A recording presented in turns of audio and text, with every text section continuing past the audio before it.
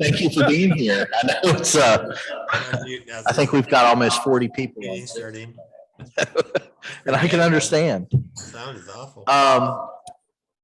Just wanted to, my sympathies for the Stack family.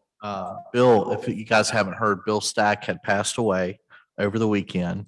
And his funeral is going to be, for you guys, it's going to be on Monday at 11 a.m. at Our Lady of Nazareth Church. Also, we have some good, so we have a sympathy card for Rosina Stack, and Lloyd Enoch is doing well. I don't know if y'all heard, but Lloyd was hospitalized with congestive heart failure, but they got back home. I think he's resting well. And our Emily Bailey, our sunshine, has got COVID. So she's with COVID this weekend. But we've got some cards sitting around. Please be sure to sign them and send them along. Our invitation today is going to be David's family. I think you're okay. I've got a shortage. Can you hear me okay? Sounds like it's reverberating. Should I go ahead? Okay. Got a short devotional that I think would be appropriate for an invitational, particularly during this time. God cares deeply for his people. He has compassion for those who hurt. Whatever your struggle is, however you're hurting, understand God not only hears your prayers, but cares enough to answer your prayers. So often when we feel afflicted, it's not because God is ignoring us, it's because we are ignoring communicating with God. Think of someone whom you care for deeply. Wouldn't you want to hear from them? A loving relationship has to be built on communication. God is listening to you if you speak to him. Tell him about your afflictions. He wants to hear from you. In the struggle and through the trials, we know that we will grow closer to God. Amen.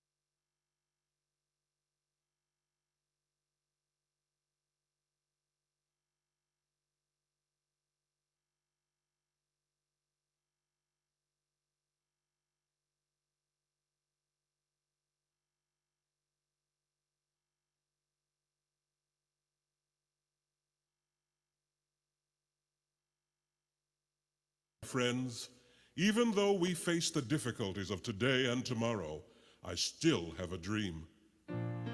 It is a dream deeply rooted in the American dream. I have a dream that one day this nation will rise up and live out the true meaning of its creed. We hold these truths to be self-evident, that all men are created equal. I have a dream that one day, on the red hills of Georgia, the sons of former slaves and the sons of former slave owners will be able to sit down together at the table of brotherhood. I have a dream that my 4 little children will one day live in a nation where they will not be judged by the color of their skin, but by the content of their character. This is our hope. This is the faith that I go back to the South with. With this faith, we will be able to hew out of the mountain of despair a stone of hope. With this faith, we will be able to transform the jangling discords of our nation into a beautiful beautiful symphony of brotherhood.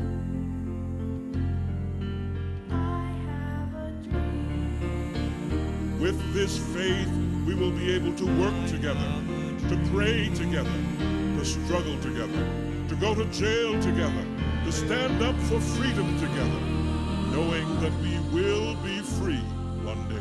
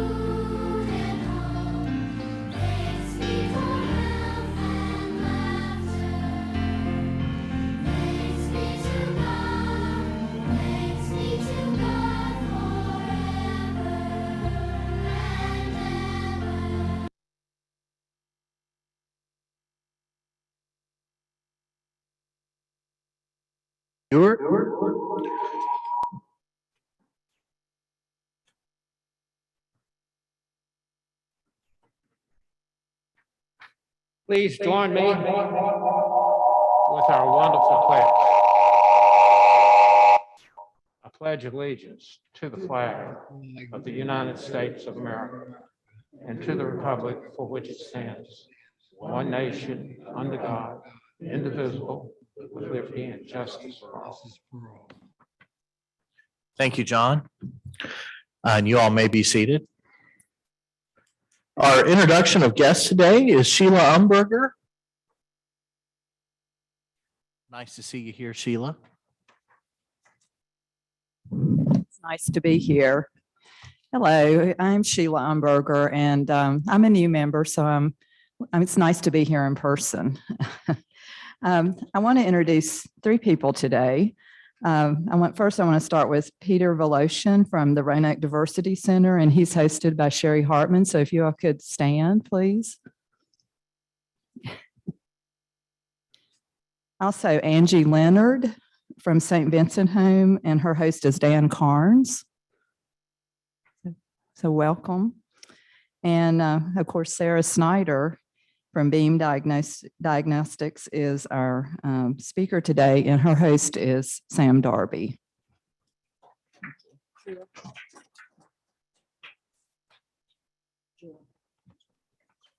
Thank you all, the welcome guests. Please enjoy lunch, and thanks for being here. We do have some grant presentation today. I think Bob Haberman's going to do this from Zoom. Yes, and thank you, Clark. Unfortunately, I'm kind of snowed in up here on top of my mountain, so I'm doing it today from Zoom. We do have three grants. First, I'm going to ask Dan Carnes and Angela Leonard if they would please come up to the podium. And Dan, would you please tell us, why you chose to sponsor this organization? And then Ms. Leonard, would you advise us what you plan to do with the grant money? Thank you.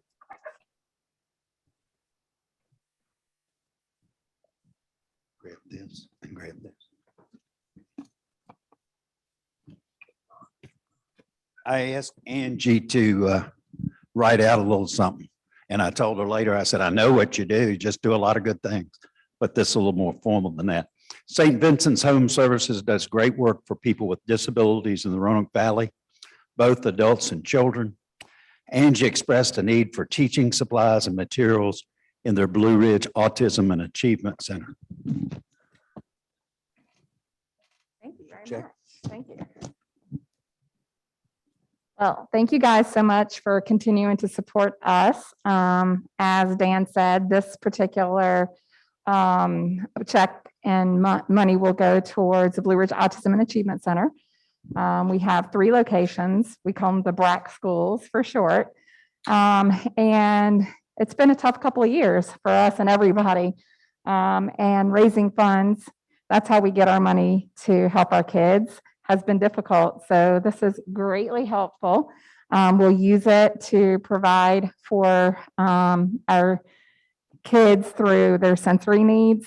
We teach with a lot of toys and a lot of hands-on. So very, very much appreciative to the Kiwanis for that. And just quick FYI, we also serve adults through Katie's Place and the Hub, which you guys have supported in the past as well. So thank you guys very, very much. Much appreciated.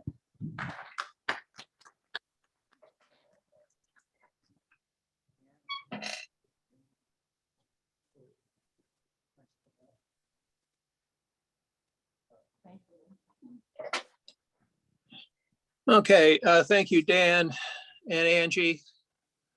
Now, our second one for today is a Roanoke diversity. And Sherry Hartman, would you come to the podium and please tell us why you chose to sponsor this organization? And Peter Velosin, would you please come up and advise us what you plan to do with the grant? Thank you. Thank you, Bob. It is my great pleasure to reintroduce to you Peter Velosin. I've tried about 10 times to get this right, but you've already met Peter. He was one of our speakers, and we welcome you back to our club, and we're really delighted to support the work of the Roanoke Diversity Center. So I am going to turn the mic over to Peter, who can let us know how the funds will be used. Thank you, Sherry, and thank you to the Kiwanis Club for this grant. As you know, the Roanoke Diversity Center is Roanoke's LGBT community center, and we're going to be using this grant to reignite our Generations program. Generations is for our older LGBT seniors who suffer from isolation, whether that's COVID-19 or families that are not accepting of them, or being in nursing homes that are not particularly full of gay people.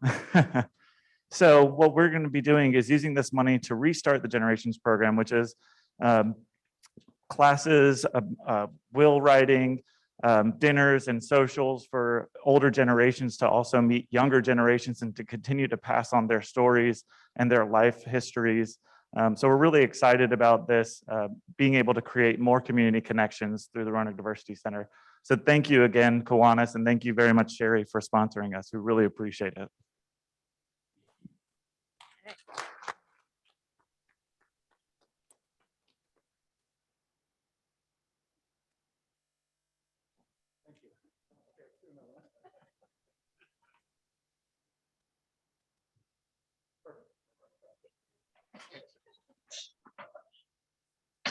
Okay, for our third grant today, it's a Make-A-Wish, and this is going to be done entirely by Zoom. Sherry Dillon, if you would tell us a little bit about why you chose this organization, and then Paige Bullen will then accept it. I understand also we're going to have a brief, video. So hopefully this will all take place on Zoom. Thank you, Bob. I chose to sponsor Make-A-Wish. I'm sorry, I lost my notes there. I chose to sponsor Make-A-Wish. I got involved with Make-A-Wish a couple of years ago as a wish honoree, and since that time, I just feel like they are in line with what we do with children. So Paige Bullen, it's my pleasure to introduce her today. She joined the team of Make-A-Wish Greater Virginia as the Director of Development in April 2021. She leads a team of 3 overseeing all revenue generating activities for the chapter across the state. She brings over a decade of nonprofit fundraising experience to the role, most recently with United Way of Greater Richmond and Petersburg. She has also served as program director for Children's Miracle Network Hospitals, raising funds for Carilions Children's, and is excited to have the opportunity to return to Roanoke area, raising funds and awareness for children with critical illness. Paige? Thank you so much, Sherry, and thank you all tremendously for this grant. We raise funds to grant life-changing wishes for children with critical illnesses. So while I'm located in Richmond, we are granting wishes all across the state, including in Roanoke and the surrounding areas. Due to the pandemic and challenges like many nonprofits have had, we now have a pipeline of 200 children who are currently waiting for their wishes to be granted. So this funding will go towards helping make those wishes come true. We are hoping to grant 140 wishes this year, and you'll be a big part of helping make that happen. I'll try to share my screen and share a 1-minute video with you all. And if that doesn't work, I'll just go ahead and drop it in the chat. So please let me know if you're able to hear it.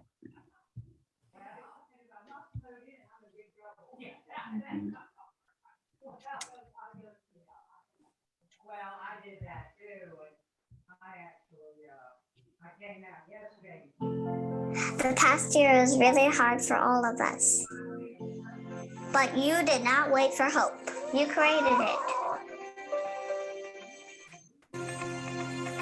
In a year like no other, you brought people together in new ways. All of you gave kids like me the strength that we needed and memories that will bring us happiness for our entire lives.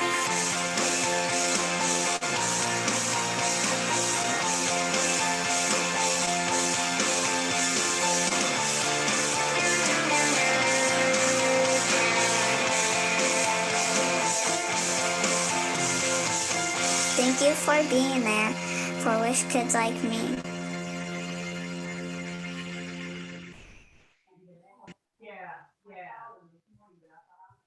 So thank you so much. I hope you're able to hear that. And please know that we really appreciate your support.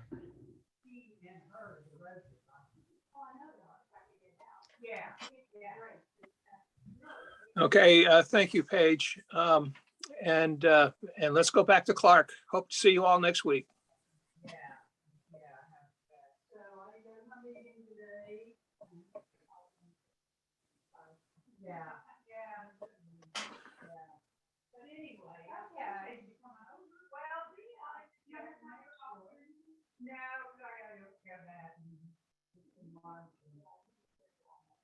Yeah, it is a little slippery. There is. There is. Yeah. On top of the rain.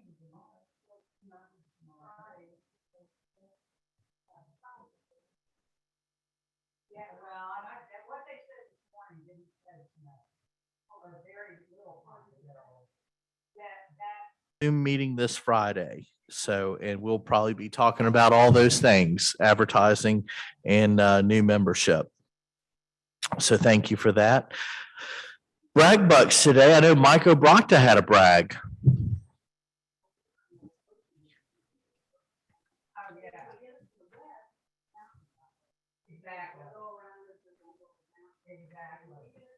Thank you, President Clark. Michael Brocta here. Pay attention. This is going to be semi-educational. A school of fish, a herd of cattle, a flock of birds, and a cast of crabs. Enjoyably, I just found a cast of crabs in our front yard. This brag is for all the cast of characters in our club. Thank you. Thank you, Mike. I actually have a brag today. I want to brag on Sherry Hartman bringing in her 2 grandchildren today. And how awesome is that? So glad to see you guys.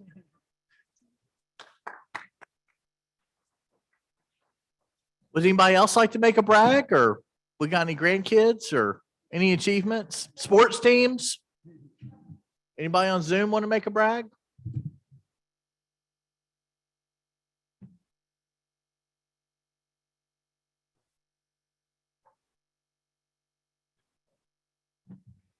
Oh, come on up, Eric.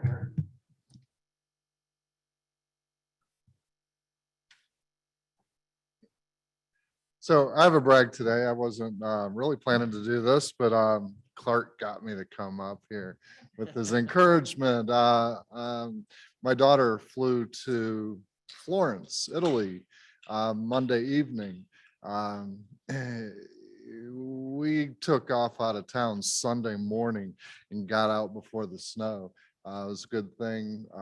But now she's taking a semester of her final semester, senior year semester of school. She's studying at JMU and doing it in Florence, Italy. And we were happy to get her on the plane, COVID negative test and everything. It was all exciting and full of anxiety. So, but anyway, that's where she is now. Thank you, Eric.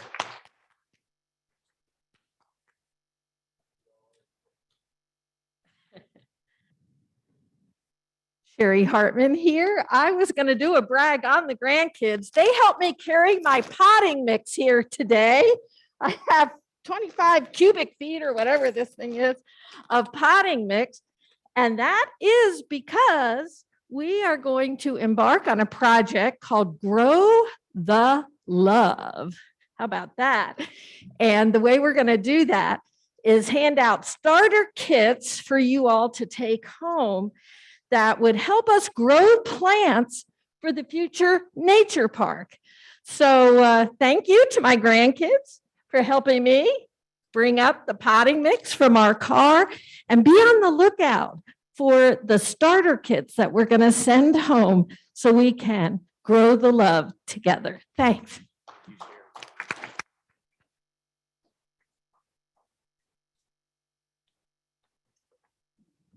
If there's nobody else, I'm gonna bring up Sam Darby to introduce our speaker. I'm so glad to take my mask off. Gosh. One of the great frustrations expressed by medical practitioners over and over again is that their patients, while ill, simply do not take care of themselves. It's a question of decision-making and improving decision-making in the patients to be the front line of taking care of themselves and not simply coming to a doctor and asking for pills. There are significant developments in behavioral science on decision-making, triggers, habits, substance abuse, and those concepts which have been developed in the lab need to be turned into tools to give the practitioners, the medical practitioners, the tools to improve decision-making in their patients. Beam Diagnostics is in the business of translating laboratory knowledge into frontline tools for doctors and medical practitioners to use. How do they do it? I'm going to let Dr. Sarah Snyder tell you.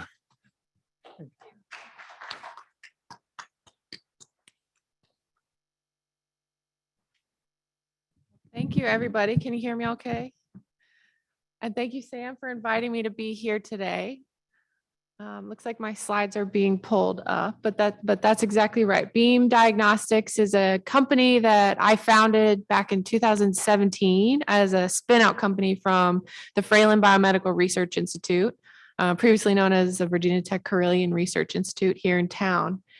And today I'm going to tell you a little bit about my journey, how I transitioned from a researcher to an entrepreneur in just 5 short years. And I think, Sam, you described it as explaining how to take the plunge, to become an entrepreneur and how to decide to start a business. So if you could turn the slide. So a little bit about me. I got my PhD in 2014 from VCU in Richmond. And largely that was in behavioral pharmacology with a specialty in substance abuse research. But that was studying animal models of substance abuse. So in rats and mice, I wore a lab coat every day that was filled with dander. And that was great and fun. And we learned a lot about basic research, but I knew in my heart that I wanted to be able to study addiction and substance use disorder in a population that could help us understand decision-making in real life adults. And so when I transitioned into my postdoc at the Fralin Biomedical Research Institute in the laboratory of Dr. Warren Bickel, I did just that. I transitioned to studying adult humans in human behavior and decision making, especially in addictions of alcohol and substances like opioids, cocaine, as well as food addiction. Food addiction is very similar to drug addiction and is very pervasive now in the US. And then what I'm going to talk about today is the transition from doing that research in the laboratory and then translating that into a company.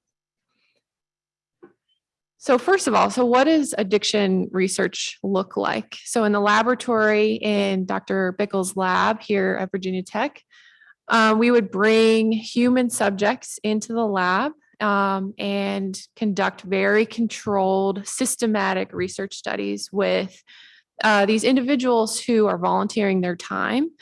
We would screen them for lots of different health conditions, have them spend time answering hours of surveys and tasks, doing intensive interviews and things like that to really capture the essence of decision making in a controlled setting. So next slide. We also would do cutting edge research science with cool technology. So I got to learn how to lead projects associated with functional MRI imaging, which maps how your brain is changing blood flow when you're making decisions. TMS is that thing that's on the woman's head up there. That is a powerful magnet that can adjust the stimulation to different particular parts of your brain.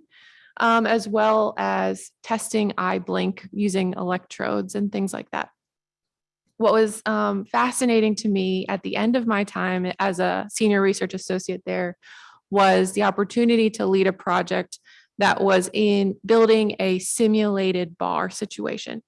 And that required building a bar in the laboratory, bringing individual participants into the lab and simulate a bar scenario for them, and then measure how they interact with the different stimuli that are there. How do they make decisions in that type of scenario?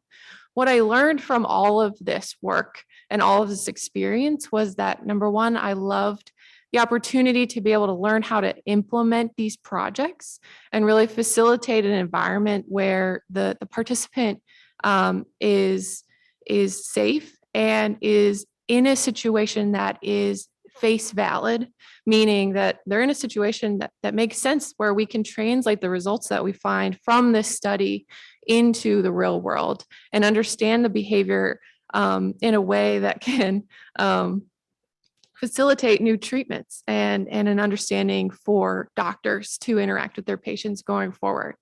So next slide. The third thing that I learned from the laboratory was the underlying theories that guided all of this research. And in the laboratory of Dr. Bickle, we really value behavioral economic theory and particularly delayed discounting. And so I love this simple depiction of delayed discounting and how we think about it in the lab. So if you imagine that everyone can envision themselves looking into the future, you can imagine what your future looks like to some degree. And next slide.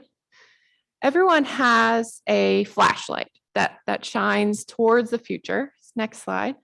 Some people have a very bright, strong flashlight that, search and rescue broadband flashlight that can show them what their life looks like 1 year, 5 years, even 10 years into the future, based on how they're making decisions. And so if you know that taking this particular job or taking this course in college can set you up to be pre-med, and then you want to end up becoming an MD in this particular specialty, you can see that, you can map it out. And lots of people do great with this type of perspective on the world. Next slide. Other folks have a weaker flashlight. It's not a negative in any way. It's just that they have a harder time seeing how the decisions that they make today are going to impact their life in the future. Next slide. Problem comes in is when these individuals who just simply cannot imagine their future and how the decisions they make today impacts that future becomes an issue. And so you can imagine when an individual decides to go out with friends during happy hour, it's fun, it's short-term thinking, where having an extra drink right now is very rewarding. And they simply cannot see the negative of having that a hangover the next day, or in a couple of weeks, they might not be doing so well at work or not complete the things that they said they would do at work. And eventually, with a long enough time span, they're not seeing those consequences of long-term chronic health effects. And so what we know from the laboratory is that this phenomenon of delaying or discounting delayed consequences and discounting delayed rewards is highly correlated with substance abuse and addiction behavior.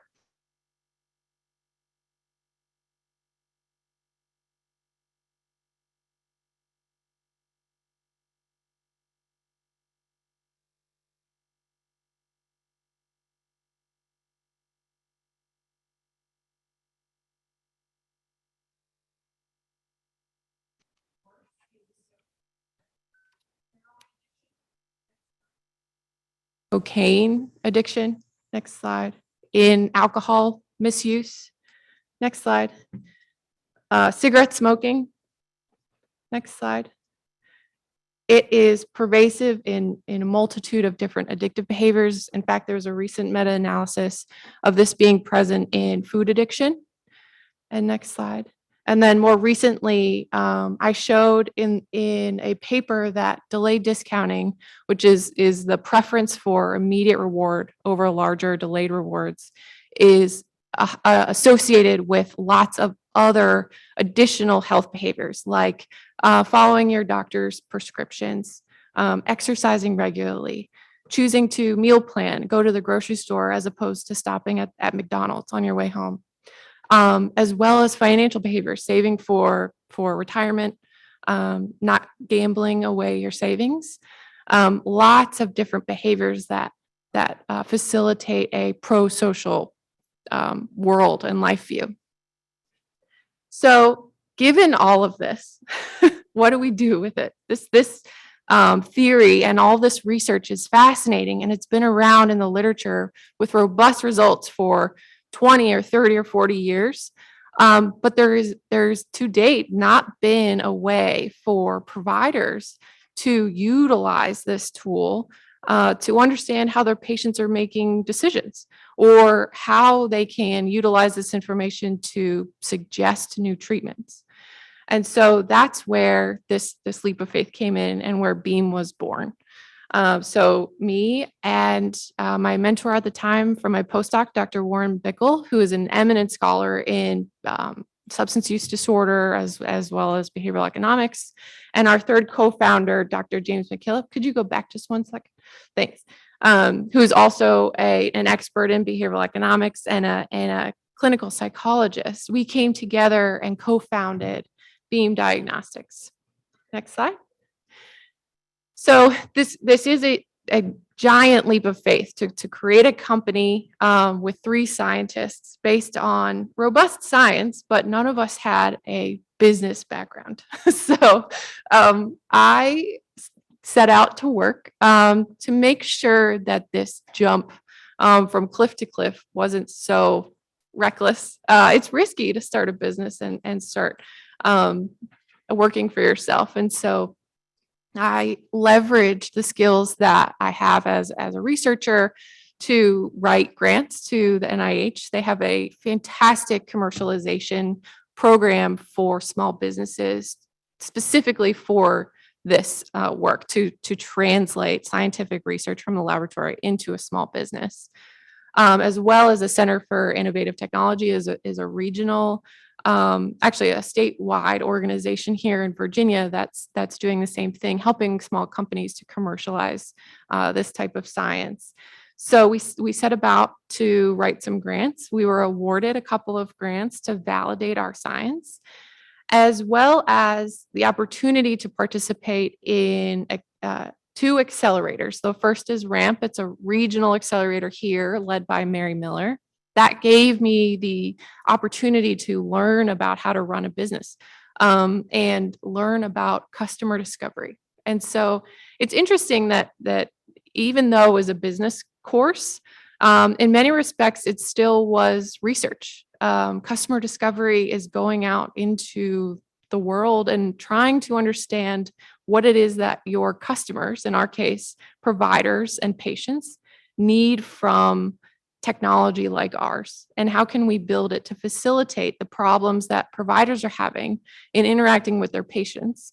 We learned that providers are very busy, and it's a burden to ask them to do lengthy interviews to understand their patients' health conditions and substance abuse. And so can we create a tool that's very quick and short and doesn't cause any stigmatization for the patient, and doesn't disrupt the visit, doesn't invade in any rapport with the patient, between the patient and provider.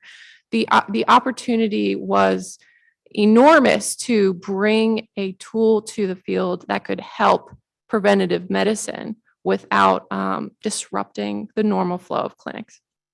So with that, the opportunity with the funding awards and the acceleration, I started building this bridge from the laboratory to the clinic, also commercialization, but it was also a bridge for full-time employment for myself. At this point, I was burning the candle at both ends. I was still working at Virginia Tech and moonlighting as an entrepreneur on the side. And so I really wanted to find a way for Beam to be able to support me as a full-time employee so we could supercharge our growth.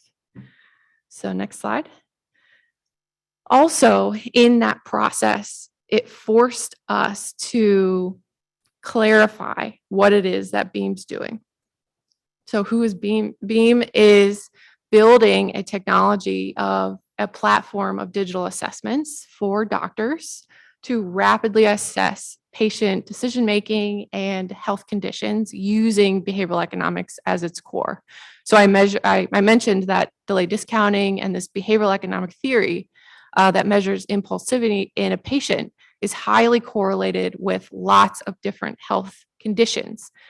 So we started with substance abuse, and we've built and validated modules for measuring alcohol misuse, opioid misuse, smoking cessation prognosis.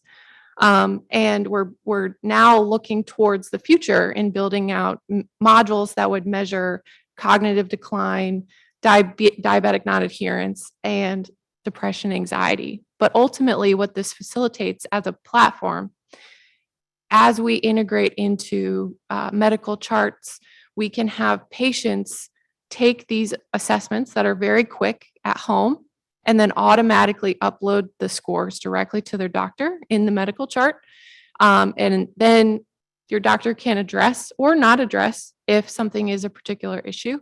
It doesn't disrupt the visit at all, but it offers a way to proactively assess where these individuals are with health concerns and track over time, so that we're not only flagging individuals who need to be helped sooner, but get them the care they need. So next slide. So in 2020, we made a big step. I hired my first full-time employee, Alex Brown, who brought business acumen to the team. He had his MBA, and that hire happened in February of 2020. So there's some foreshadowing there.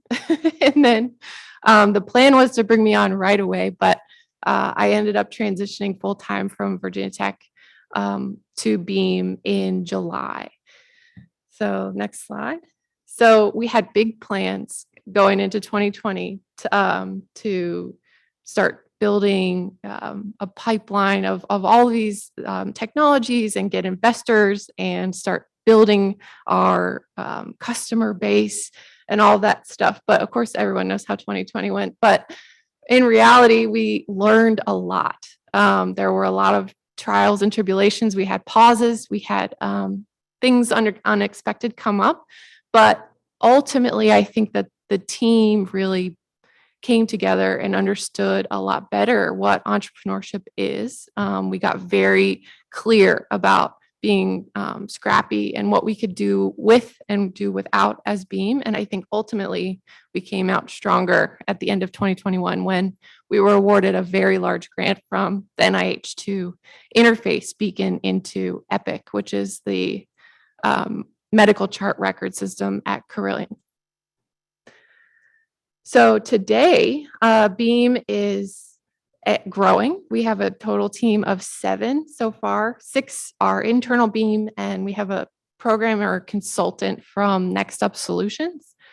And we've validated several prototypes for our different modules. We're interfacing with a large healthcare system, and we're contracting with an international pharmaceutical company. And so things are looking really bright. We're excited for the future, but I absolutely by no means think that we're at the top of the mountain. Still learning and working and doing, and every day excited to go to work. So next slide. So that is my path, a little bit of the path, and still learning and growing every day. And I'd be happy to take your questions. Thank you very much.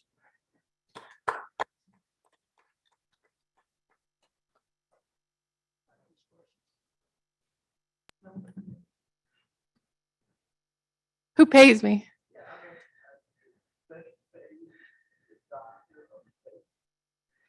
So as a business model, Beam is a software as a service.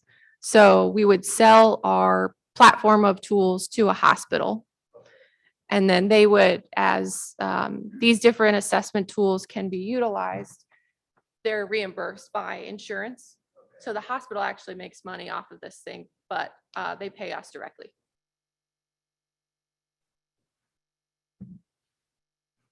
Sarah, did you get any pushback from the grant provider when you used their money to build a bar? No. That's a good question, though. It was written into the grant that way, and they approved it that way. Sarah, I actually had a question. When's the band gonna play, and what's the cover charge to get into this bar? That's a good question. I think Lee might have had a question. Sure.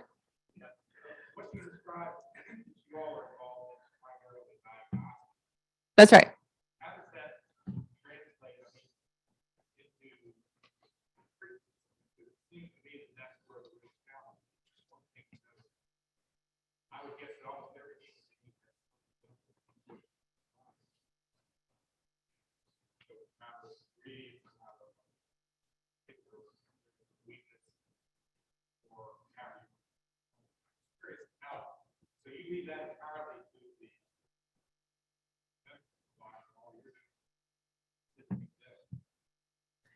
That's a great question. Yes. So yes, currently we're assessing the current severity of an individual's use disorder or misuse of alcohol, for example. But with that said, that can help the provider understand where to refer and what types of treatments to link the patient up to. Our broader vision beyond the platform of screening tools is to do that, just that, to recognize where the patient is today and then recommend treatments to the doctor to connect the patient to. And also use, eventually, this is much longer term, 5-10 years down the road, use this screening as a measurement-based care tool where we're tracking over time, and also use this framework as a perspective to build potential treatments from. So if you can imagine an individual comes to the doctor with a very weak flashlight, very short-term thinking, there are possible treatments in the laboratory that Dr. Bickle's working on to help patients strengthen their flashlight, think about the future, to be able to value the future more. And using the perspective and the theory of behavioral economics, can we help the patients with different behavioral therapeutics? Does that answer your question?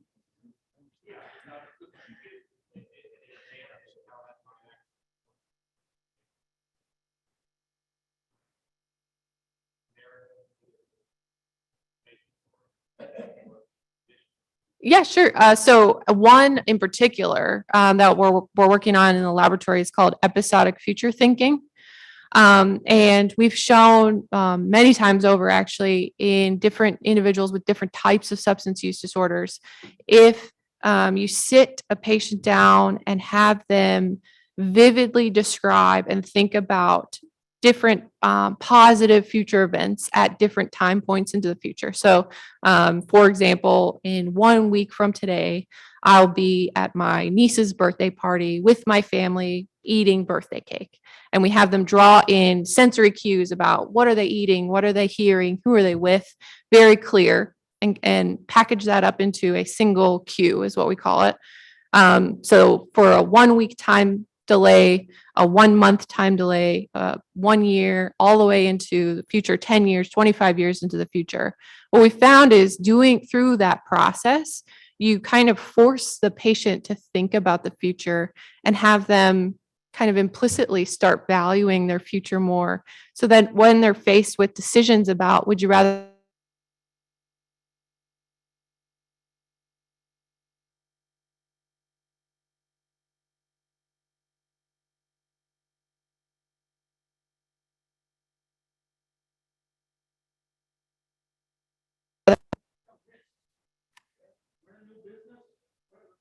You're paying attention to now. well, the biggest risk is making sure your company remains funded. A couple of times over 2020 and 2021, I wasn't sure if I was building a bridge or building a plank. But those are things that you kind of learn to be okay with. We had a certain horizon and we needed to figure it out. You kind of get scrappy in that way. By the same token, the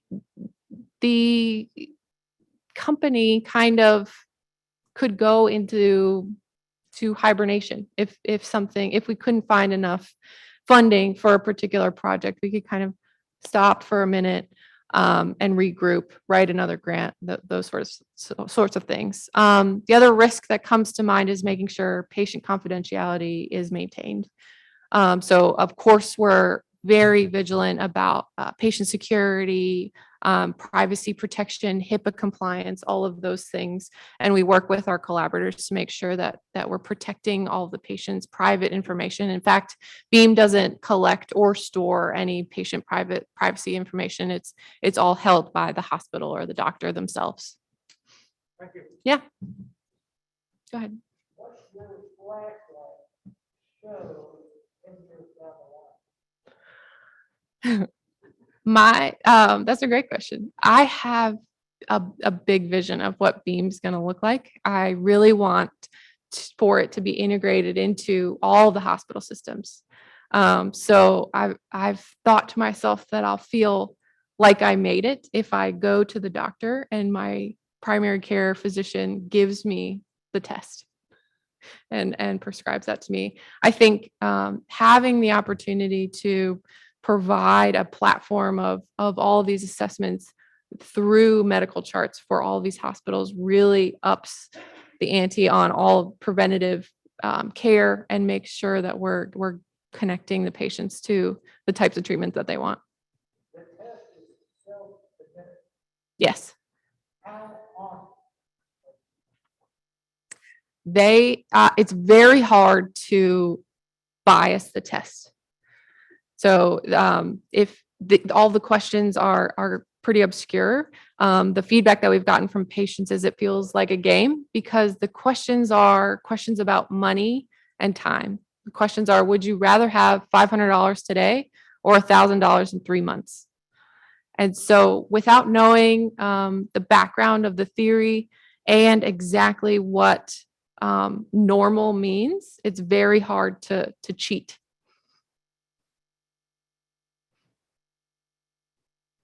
Yeah, go ahead.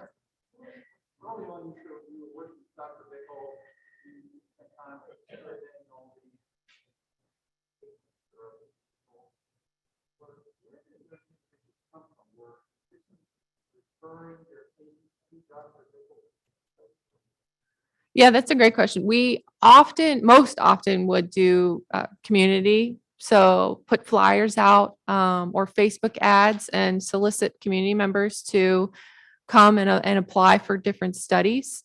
They're paid studies, so that would be an incentive for individuals to come and participate. That's a great question. There are other companies out there that do integrated assessments with hospital systems, particularly psychological assessments, but they're not optimized in a way that's utilizing the behavioral economic tool to obscure the reason for why we're asking these questions. So they're simply digitizations of paper and pencil surveys, like how often do you have 6 or more drinks on a particular drinking day, which are a lot easier to fake. And that's one of the problems that we're solving is patients often minimize their drinking or substance use in front of their doctor because they don't want to be seen as overusing. And so this actually obscures all of that and gets around it and gets you a better prediction and accuracy of the individual's actual use, as opposed to asking them how many drinks they normally have.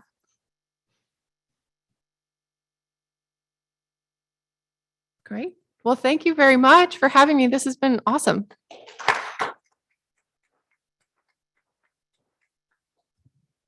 Wow, Sarah, that was an awesome presentation, and you are really doing some great things to change the world here.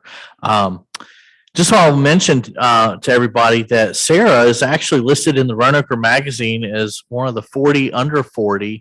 We put that out on the table here in the room, but so that's wonderful to have you here. We have a speaker's honorarium, and it looks like you have chosen the Connecticut Children's Medical Center Foundation. So here's a check for you for them. Absolutely. Thank you very much. And next week, we have Lennox McNeary, Archive Corps, and she's going to be introduced by Sam Darby. And we're also going to be celebrating our 102nd anniversary of our club's charter next week. So let's look forward to that. And hopefully we won't have snow and we'll have a full room. By the way, we had 45 on Zoom today. And looks like we're going to get out of here a little early. So my closing comments is spread Kiwanis like confetti. Please invite your circle of influence to come join us here at lunch. Love to have new membership, and y'all be careful, and let's hope we don't get snow Friday. All right, thank you. And on that, we are adjourned.